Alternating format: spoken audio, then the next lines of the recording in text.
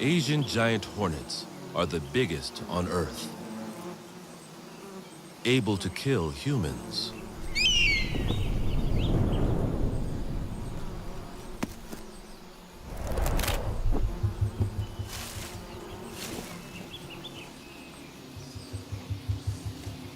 But their nests are full of larvae. Irresistible to oriental honey buzzards.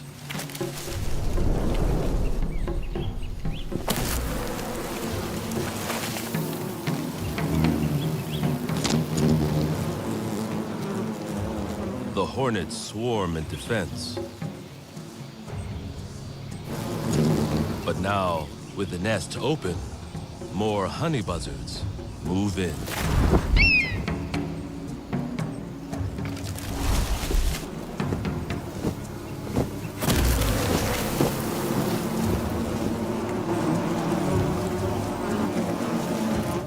Each making off with all the larvae they can grab.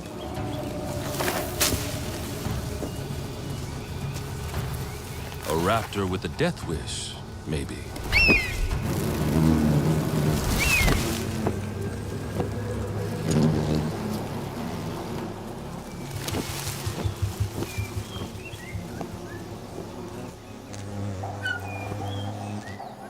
But there's more to the honey buzzard than meets the eye. They're built to battle killer prey.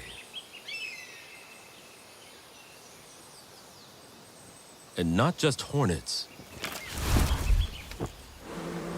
but bees too.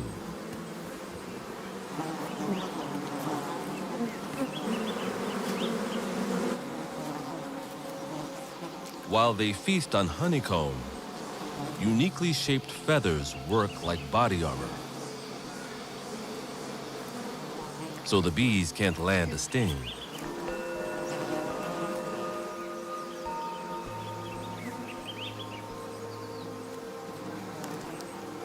A special membrane protects their eyes.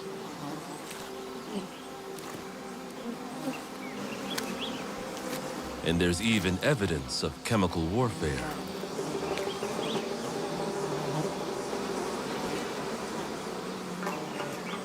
A strange substance covers their feathers, which may act as a deterrent during their death-defying raids.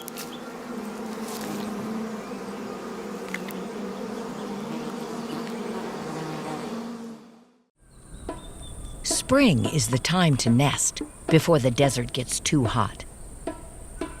Both birds are looking for a partner. But the choice of mate will be hers.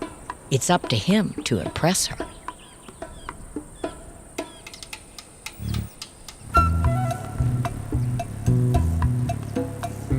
He moves in close, hovering directly in front of her, rocking his entire body back and forth in a display of flying prowess. Though his back shimmers with green, it's not until we get her point of view that we see his true splendor.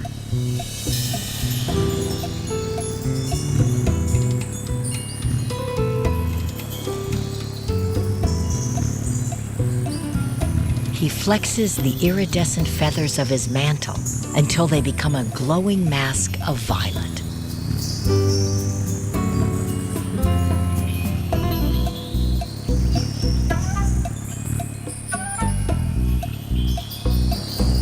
Facing into the blazing sun, he swoops back and forth, his face a fiery flower before her.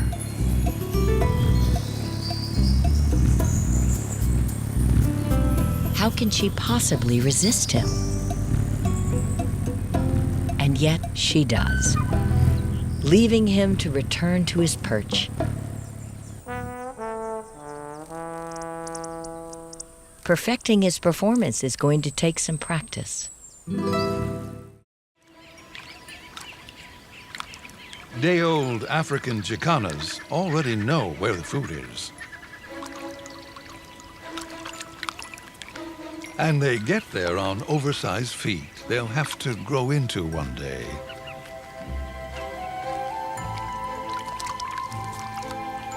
They're not ideally adapted for running or flying, but getting around on floating lilies, that is their specialty.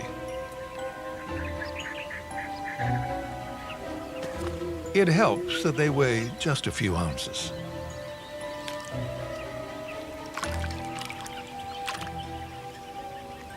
The twins have no perception of the danger beneath the lilies.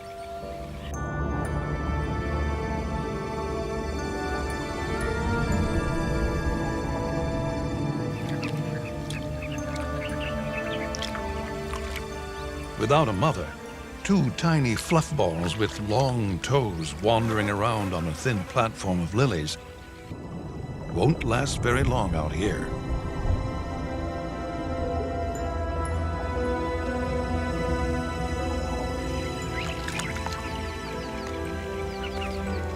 But Jacana mothers always abandon their chicks as they hatch and leave them entirely in the care of the males.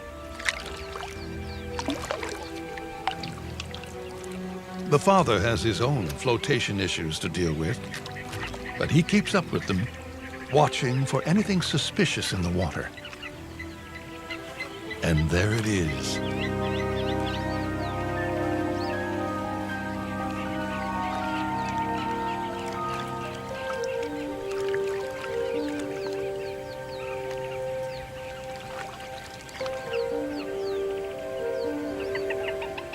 With a coded chirp, he calls his chicks to him. It's not just to hide them from the crocodile. He has to move them to safety. And the best way for him to do that is to tuck one under each wing and walk them out of danger.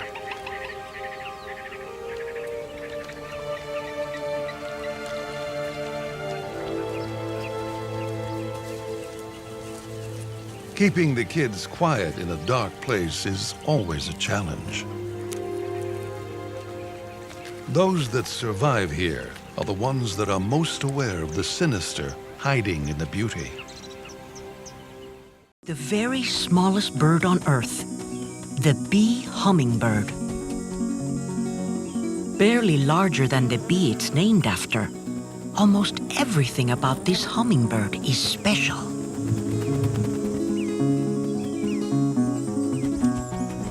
They can beat their tiny wings an incredible 80 times a second.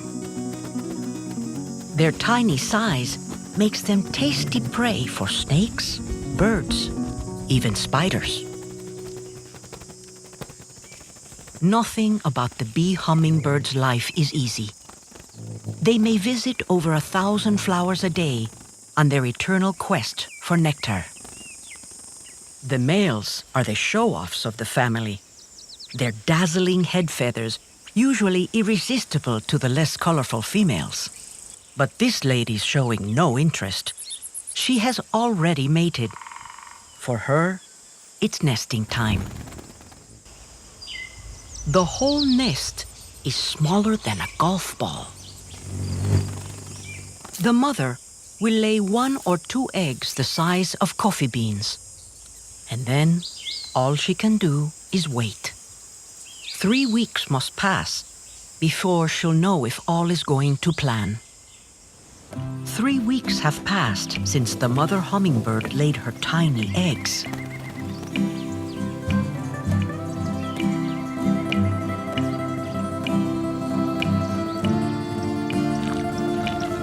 It's a good year, and 2 healthy chicks have hatched. Blind and helpless at birth, the chicks grow explosively, doubling their weight in just 4 days.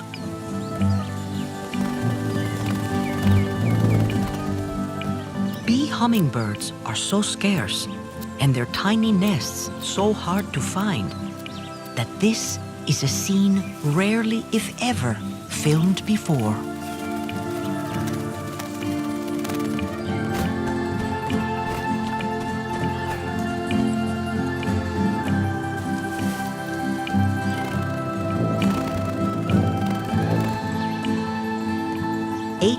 Days after hatching, the chicks have already grown their flight feathers.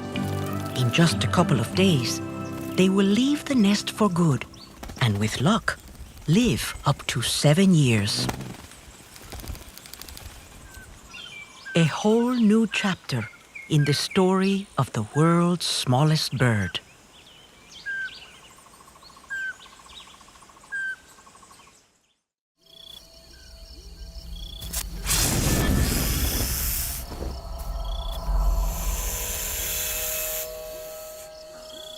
One wrong move could be his last.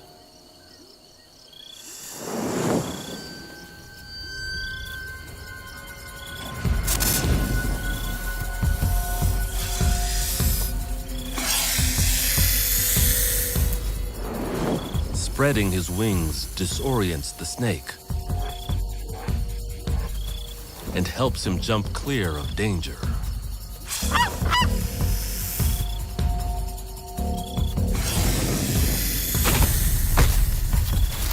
He lands a first blow.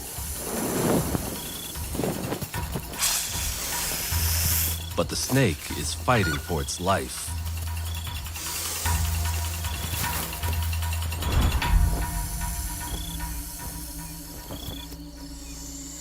With chicks to raise, this is just too risky.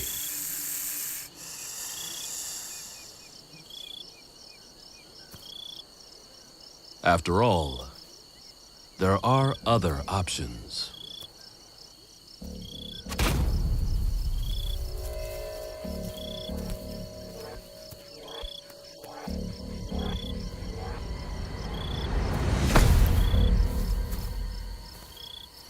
It's a unique way of neutralizing prey.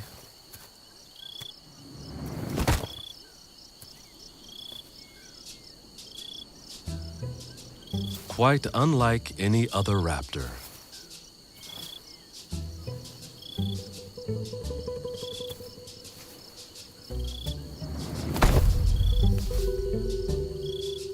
But it's very effective on dinner that bites back.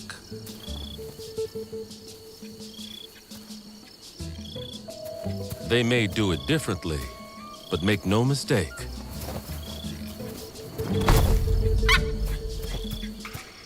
Seriemas are stone-cold killers.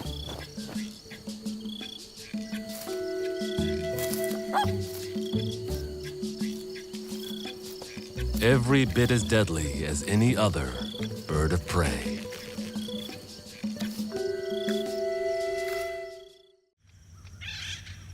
When other foods are scarce, acorns will be here, safe in their shells and ready to eat.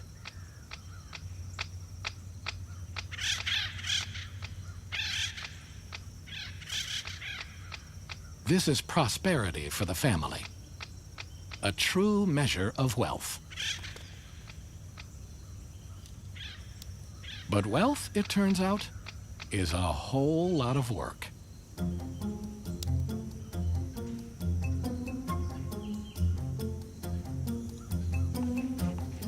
Now, they constantly test and turn the acorns as they dry and shrink to make sure each one is still snug in its hole.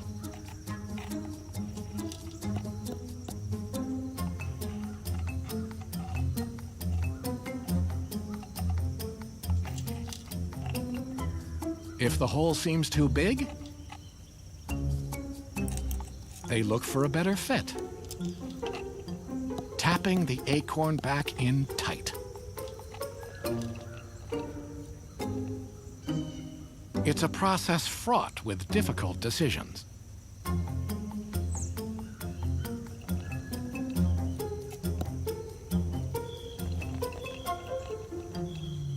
And an acorn dropped could be lost forever.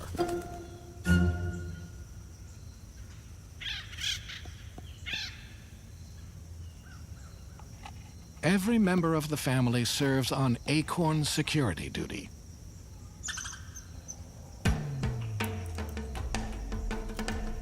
A ground squirrel boldly climbs the oak, only to find the entire tree is woodpecker property.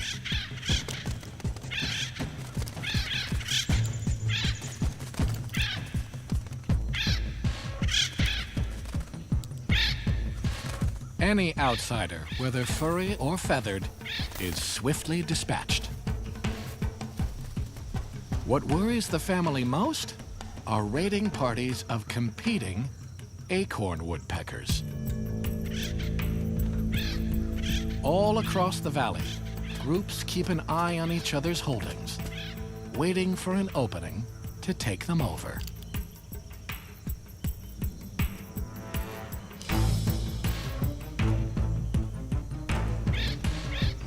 Woodpecker spies are everywhere. And though they all look alike to us, the home team always knows who doesn't belong.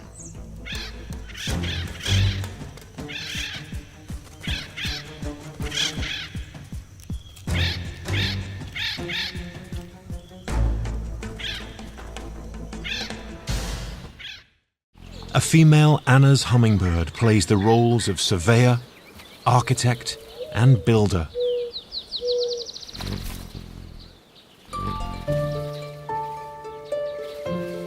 She begins her nest with a platform of soft, fluffy fibers plucked from nearby plants. She's chosen a small tree branch that offers a bit of scaffolding to anchor her construction.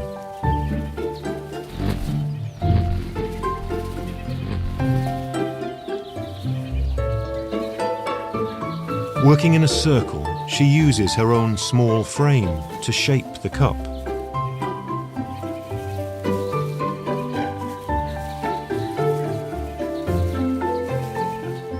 Now she needs a special thread to tie it all together. It's made by another skillful architect. And fortunately, she can find it almost anywhere. Spider silk.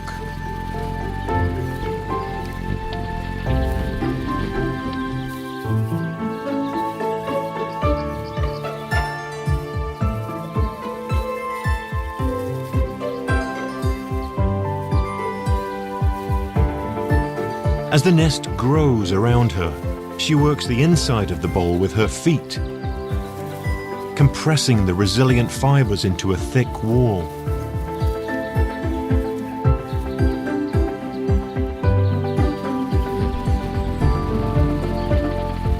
With her needlework and footwork almost done, she begins to shingle the outside wall with lichen, seeds, and moss.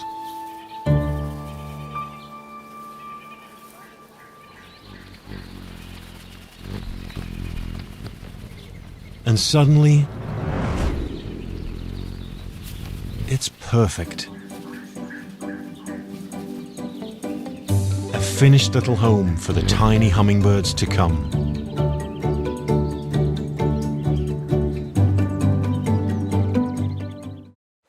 After a month of waiting, the eggs are beginning to hatch.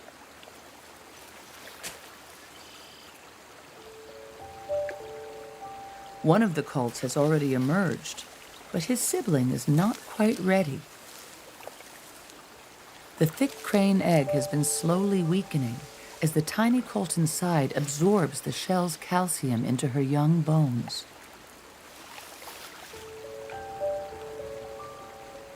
This process can take hours. And now that her first colt is out and ready to feed, Mom is anxious for colt number 2. She nudges the egg to break the rest of the shell.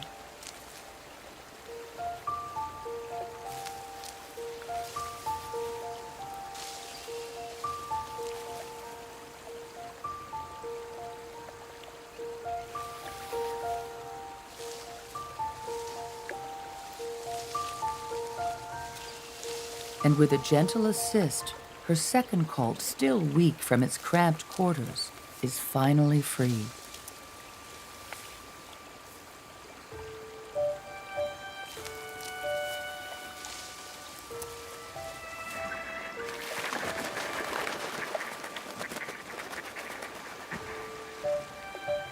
Dad won't take any chances with visitors close by.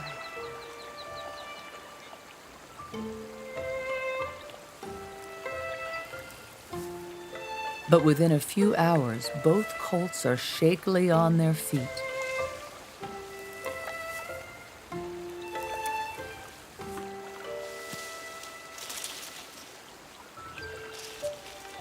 Their first meal will be the pulverized eggs they lived in.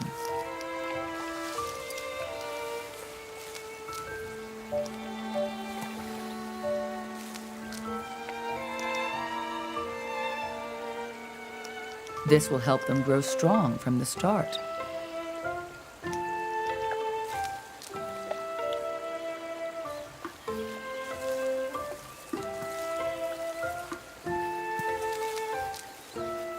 The first hatched is quick to challenge his sibling.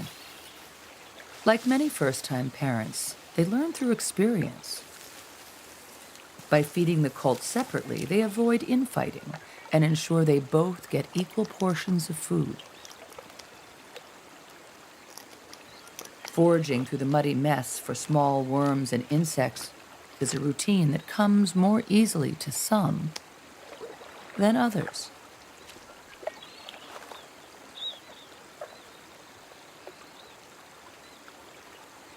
By the end of summer, these tiny colts will be as tall as their parents. We cannot read their inscrutable faces, but we can see how careful they are to protect their tiny chick from their talons.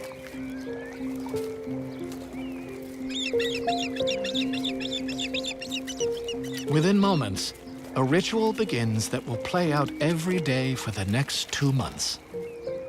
Dad brings in a fresh fish. Mom tears tender pieces of it and delicately feeds the hungry new mouth.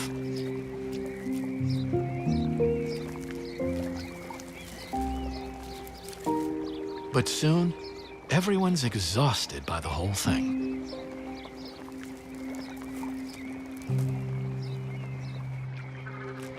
The eggs are laid 3 days apart and hatch in the same order. Now, a second little chick is also eager to be fed.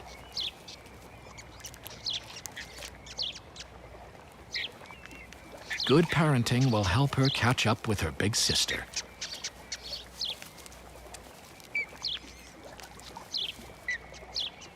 One egg remains.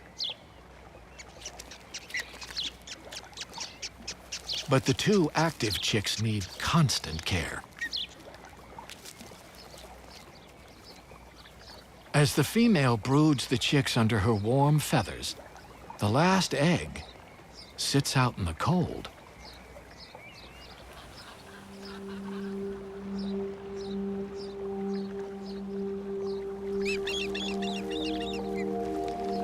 Finally, with his 2 older siblings fed and quiet, the 3rd baby osprey breaks out of his shell and joins the family.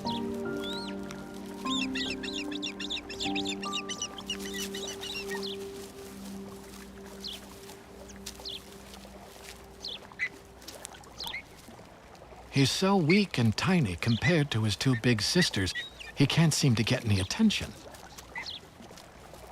He can't even manage to get up.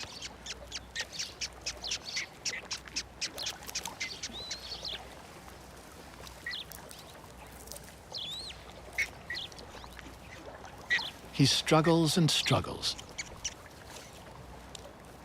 while his sisters eat and eat.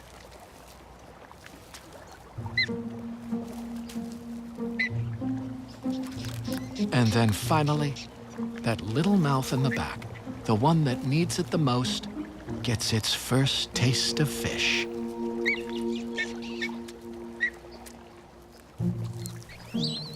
His sisters aren't pleased about sharing, but his mother seems to know what she's doing.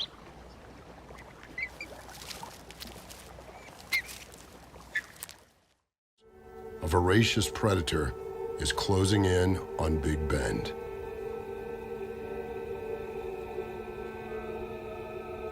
Flying through the night, he has come from the south, where he spent the winter waiting and preparing for his journey north.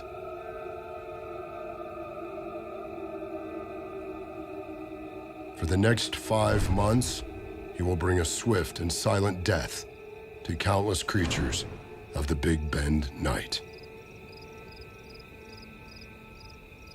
He is an elf owl, the very smallest owl in the world. Barely 5 inches high and weighing less than a tennis ball. But for elf owls, size truly doesn't matter. They'll tackle prey almost as big and powerful as themselves.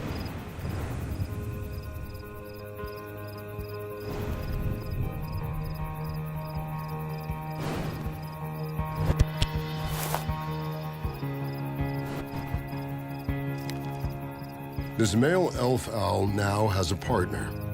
She's moved into their nest, an old woodpecker hole in a giant agave stalk. Sitting on eggs, for the next few weeks, she'll need him to do most of the hunting. And when she's hungry, she lets him know all about it.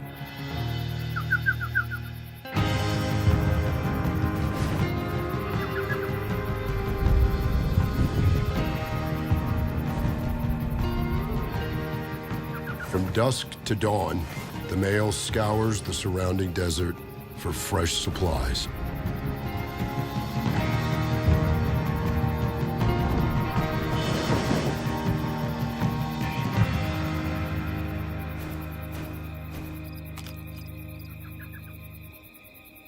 After all his efforts, he seems tempted to have a quick snack on the job.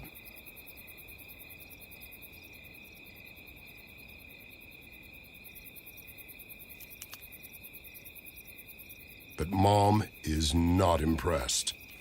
Sitting on 3 ravenous chicks, she's not tolerating that kind of behavior. Every scrap of food is precious now. And with another 3 or 4 weeks before the young leave the nest, this extraordinary little father is facing many more hunting missions through the long desert nights.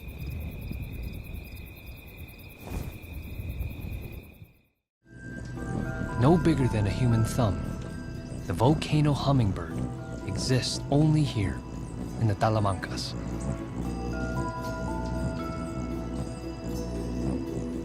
She weighs barely as much as a penny and feeds in the shrubs on the tiny mountain flowers that suit her miniature bill. But her appetite is anything but small. She has to replenish 12,000 calories a day.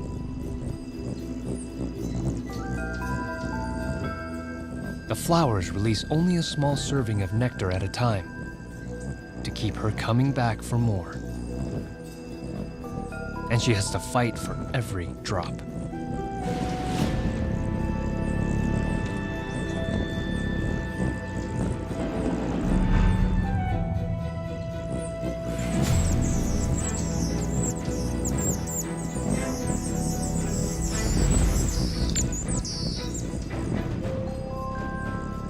The volcano hummingbird's ancestors moved up to these peaks to carve out territory above the more crowded lowland forests.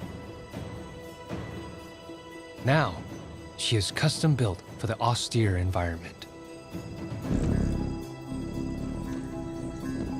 For her tenacity, the mountain rewards her with her own little world of pint-sized flowers.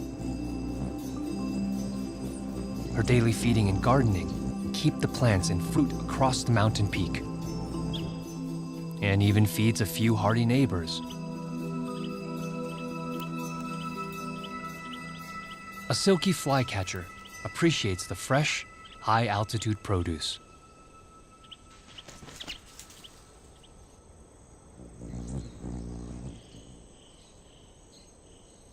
During mating season, male volcano hummingbirds will ascend as high as 11,000 feet and perch in the open to attract females with their iridescent gorgets.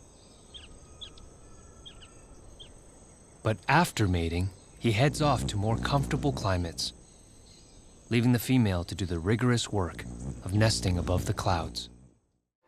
She wanders endlessly in search of prey.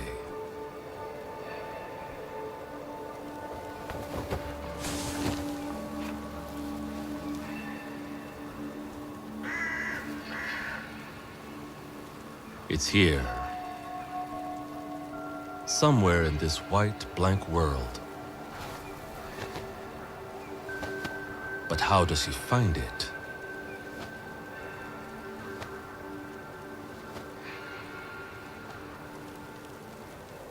The secret is in her enormous facial disc.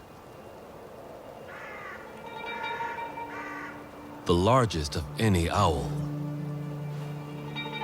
It channels sounds like a radar dish.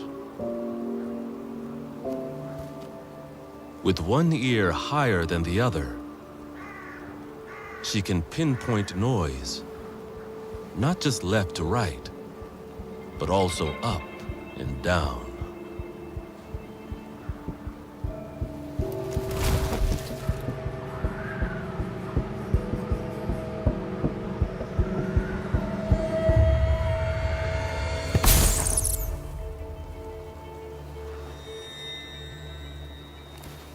A vole. It's thought she can hear its heartbeat beneath a foot of snow.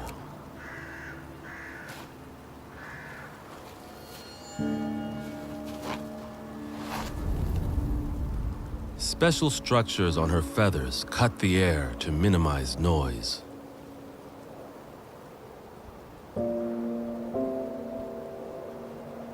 Her prey can't hear her, and she can focus on exactly where to strike.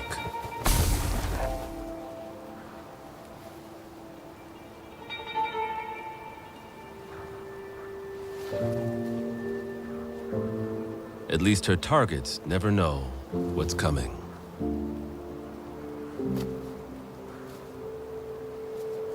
Incredible hearing helps her hunt day or night, all through the long winter months. A male white-necked Jacobin takes a break from feeding to rest and digest. But there's no rest for these guys. White-necked Jacobins are notorious bullies. Aggressive and territorial around any food source. They're always ready for a brawl.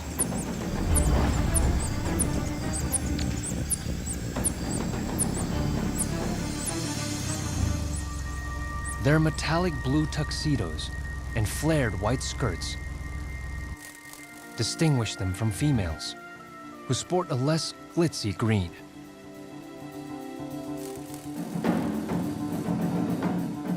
This vast difference in coloration makes females a target for constant harassment.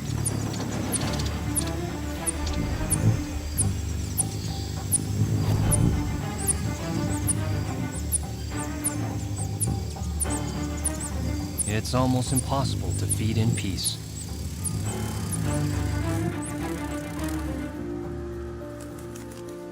But some females have found a clever solution. And a few of these males have a secret. At birth, all white-necked Jacobins are born with male coloring. As females mature, they shed their vivid colors for a more muted palette. But 1 out of every 5 females holds on to their male costume, keeping their bright blue coloring into adulthood. The disguise lets her slip through the crowd unnoticed. And at a feeding flower, she can linger as long as she likes.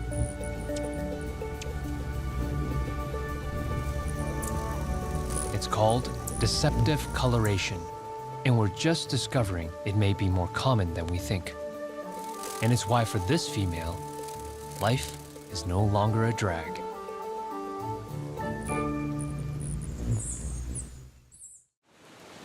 The brood of chicks is ready to fledge, but an unseasonal downpour is transforming the benign river into a raging torrent.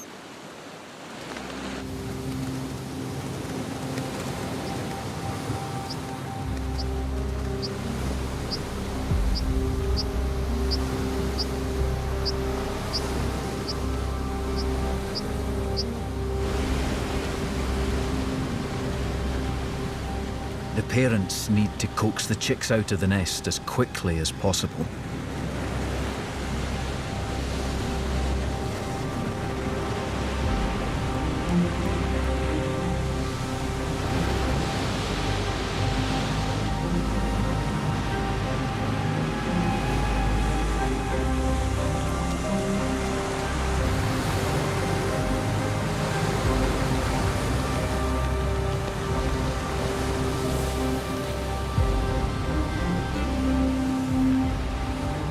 Delaying their fledging even by a few minutes could see the youngsters swept away by the torrent.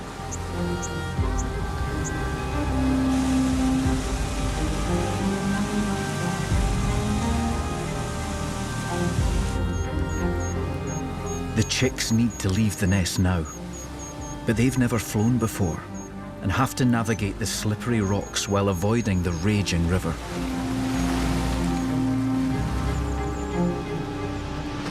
Parents offer tasty morsels to draw them out of the nest.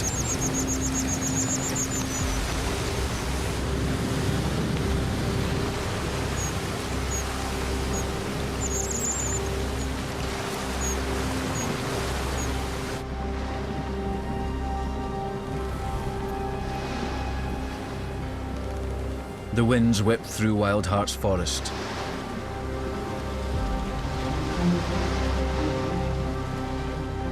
Lives are at risk across the Highlands.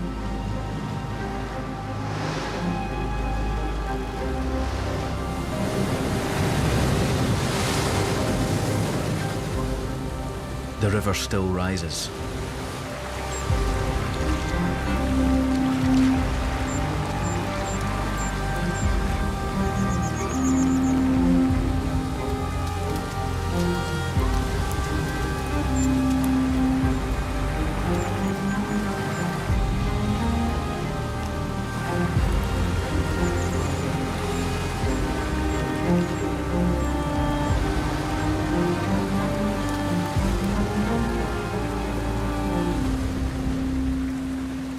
But the Dipper chicks are all out and safe.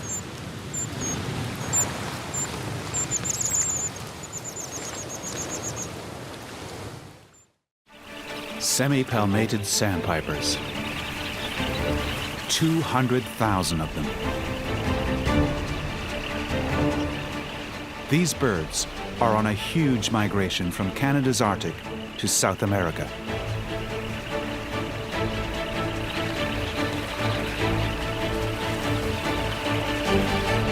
They stop here to feast on the shrimps. And they can't move on until they've doubled in weight.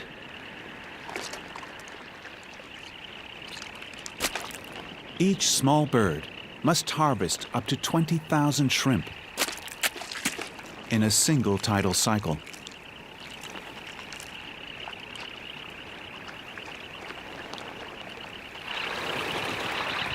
But as the incoming tide pushes the sandpipers back up the beach, they have less room for maneuver. Easy targets for a deadly predator.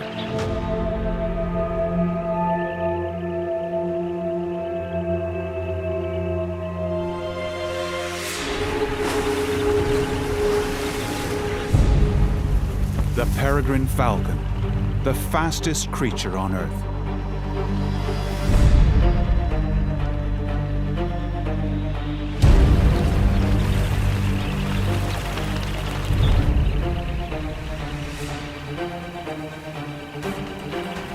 The flock moves as one, trying to confuse the hunter.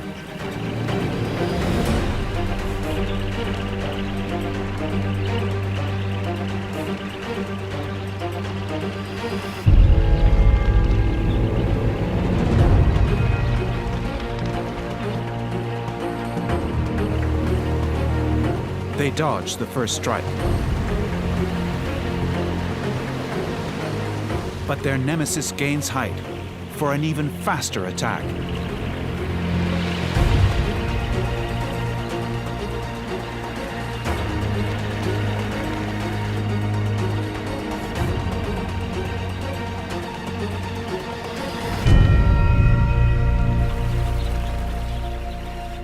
A weak one is injured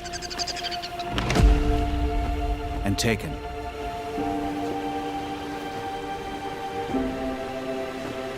The peregrine is a constant menace. But after 10 days of good feeding, the sandpipers have put on enough weight to continue their epic journey south.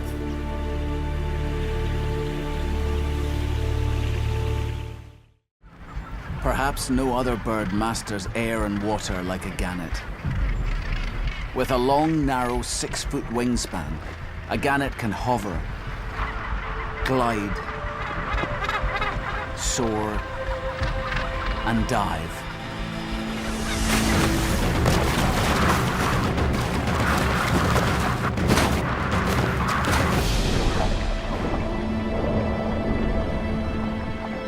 But it's beneath the surface of the water that they really come into their own.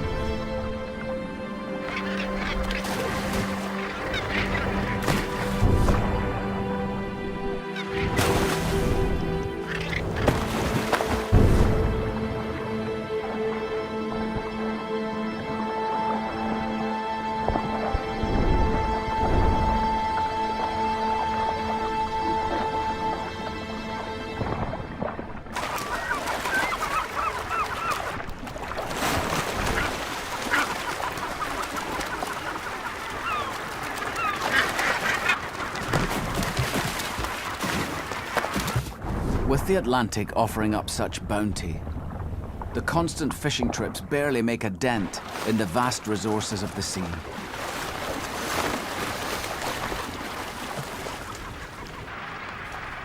The Vikings too only take what they need, leaving the colony thriving and ready for the next harvest.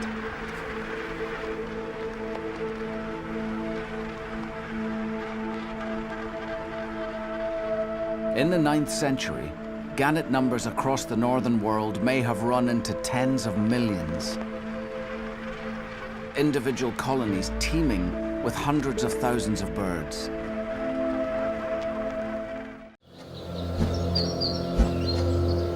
Flowers in full bloom are a call to arms. It's fight and flight, a display of skill and fiery tempers.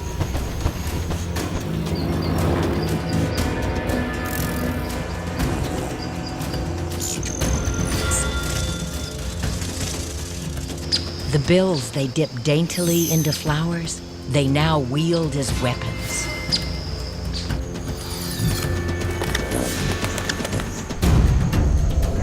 Gravity means nothing to them.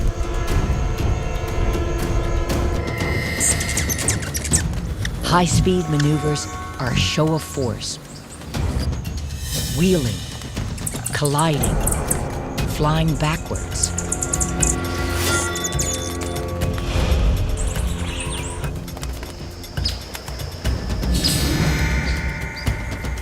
Now, they push themselves to the limit.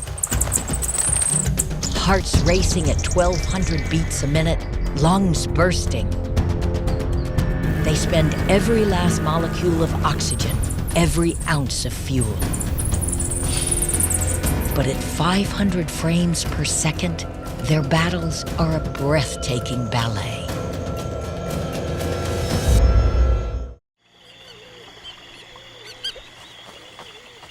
One very special family is awake and getting ready for the day ahead.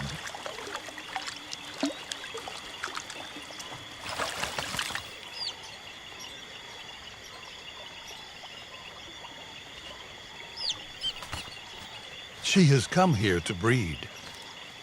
African skimmers select the exposed sandbanks along the Okavango as safe havens.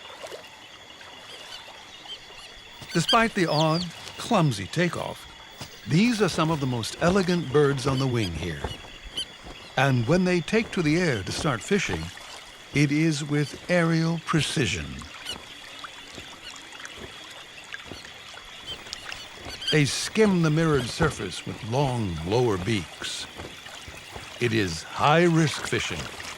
They blindly feel for fish with their extended bottom beaks. And if they detect one, they grab it. If it's too big, they can snap a neck.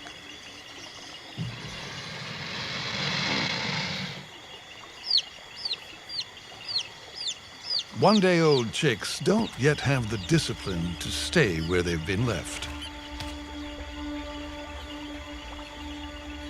But there are now fewer than 20,000 African skimmers on the planet, so the stakes are high. Each chick that returns to the warmth of protection is important to the entire species.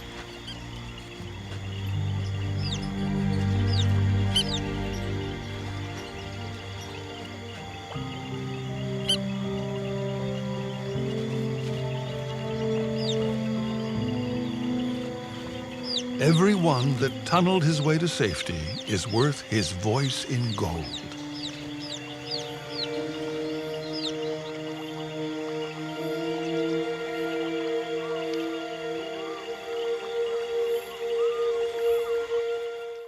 In the early 2000s, an invasive snail species took over these wetlands. The new snails were 5 times bigger than their usual prey. Most snail kites couldn't eat them. Many birds vanished, along with any hope for their survival in Florida.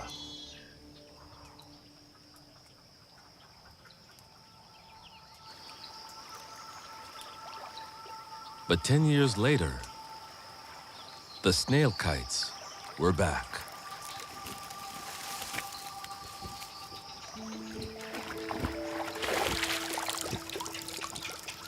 Their population tripling to over 2,000 birds.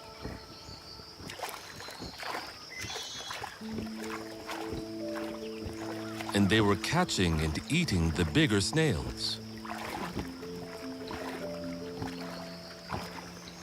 But with some major changes.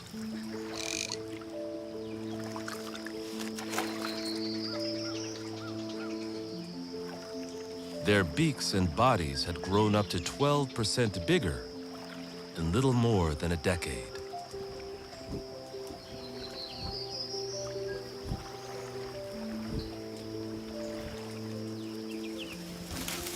It turns out a few big-beaked birds could handle the new supersized prey.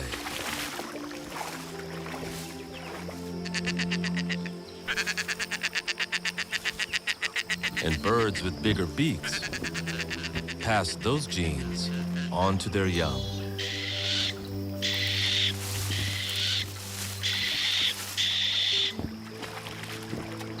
Happening in less than 2 snail kite generations. The speed of change is almost unbelievable.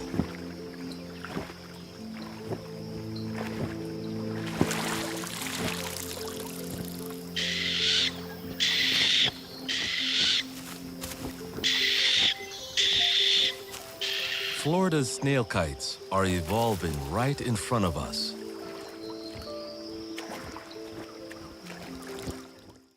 Good morning, Basil. The first 4 years were lovely and blissful. I would come down in the morning and open Basil's cage. Whenever we were home, he was basically free to crawl around. And he mostly stayed on his cage. Good bird. The quickness at which he could pick up anything, he was so amazing. Hi. I think he was wicked smart. He loved the interaction. We thought we're gonna love this bird to death, and we're gonna do whatever we need to do to make this bird happy for the rest of its life. Parrots often bond with one person. For Basil, that person was Russ. He was so bonded to Russ. Russ traveled overseas a lot for business, and he'd been gone for about a month. You must be exhausted. He got home at night, and we went to bed. Good night, Basil. Everything seemed fine. We woke up the next morning, and Basil had plucked all of the feathers off of his chest.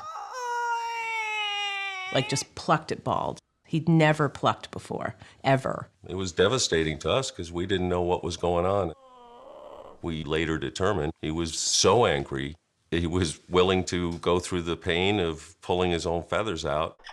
He wasn't down to the skin, but just the gray down. I mean, there had to be some sort of emotional response to Russ coming home. I think he was making a point. You have to be there for them. They are social animals. I can't even imagine anything more complex. They're up there with the apes and the humans.